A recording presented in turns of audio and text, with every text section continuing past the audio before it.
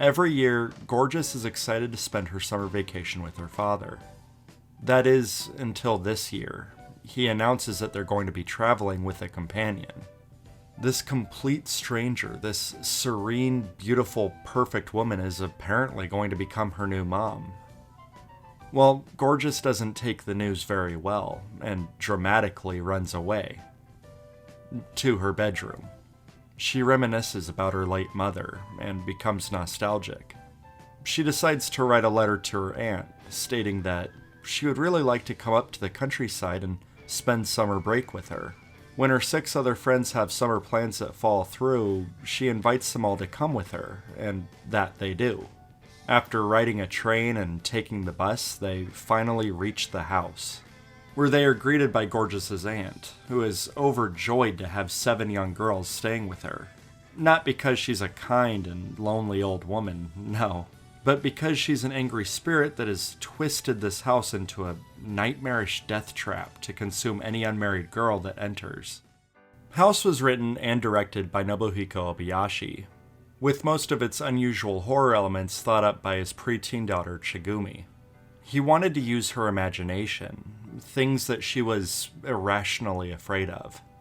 Things that only a child could come up with, things that can't be explained.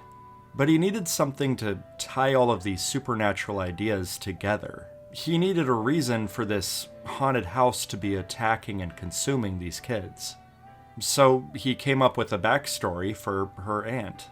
She was once madly in love with a man, but this was during World War II, and like other young men at the time, he was drafted to fight in the war. They made a pinky promise. He promises that he would survive and come back to her, and she agrees to wait for him, even if it means waiting forever. Unfortunately, it did mean waiting forever because he dies, and she's left all alone. Now just her spirit lingers in this house, jealously feeding on other loveless girls to give her strength, and yeah, it doesn't need more plot than that. We're good to go. The 7 teenagers are all named after a single characteristic that basically makes up their entire personality. Melody loves music, Mac loves food, Kung Fu loves Kung Fu. And then, you have the smart one, the kind one, the head in the clouds one, and our main character, the beautiful lead. I know this sounds even worse than some slasher film character design, just tossing us a variety of kids to kill off. But each of these characters are actually pretty likable, and their unique traits are what the house is going to use to attack each of them. Their differences in personality aren't just quirky little differences. These characters completely transform the style of the scene whenever the focus is switched to them. Hell, even Gorgeous's father's girlfriend is absurd. She's so perfect. The wind is always blowing through her hair, and every movement she makes is, ridiculous. Speaking of ridiculous, just in case you hadn't noticed yet, this movie is totally bananas. I mean, this movie was completely absurd back in 1977, and still to this day, for modern audiences viewing it for the first time, you'll have the exact same reaction you would have back then. It's totally off-the-wall crazy. I think you need to go into this movie knowing that you're not watching a horror movie. This is a fantasy. It's a movie designed from the perspective and imagination of being a child. Entering this fairy tale world where everything is exaggerated and without reason, without logic, without the restraints of realism. The director had spent his entire career up to this point working on television commercials, and so he approached every single scene of this movie without a planned storyboard.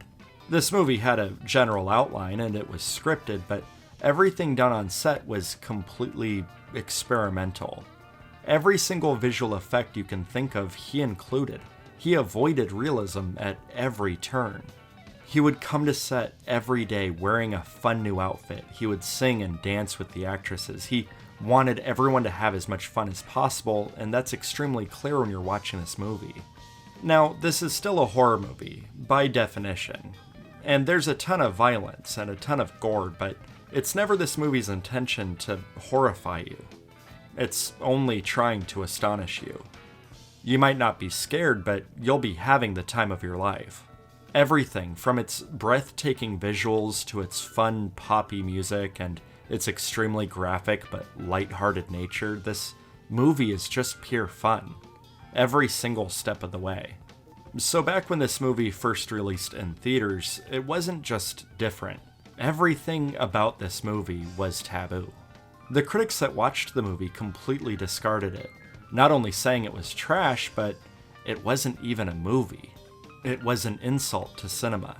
Adults didn't view this movie as a work of art, but funny enough, the kids loved it. I don't mean like toddlers, but the youth, teenagers. They just swarmed the theaters to watch this thing that was completely and totally different. It was a smash hit with audiences, and although I usually don't have that mentality with movies that critics are stuffy and pretentious and your general moviegoer is enlightened, but in the case of House, this does ring true. I think they just weren't quite ready for this, but their kids are gonna love it. So although it was dismissed at first, over time it would be clear that House was a major influence on Japanese cinema in the future. It did what nobody else was doing. It broke all the rules. It came to light much later that House was one of the most influential movies for teens that would later enter the entertainment industry. It's fair to say that House changed the face of cinema, I would argue, for the better. And the movie itself hasn't aged a day. The most disappointing thing is that, outside of Japan, House is just a cult classic. Most people haven't even heard of this movie. I love House, completely and totally. It's my go-to recommendation for anyone looking for something a little different.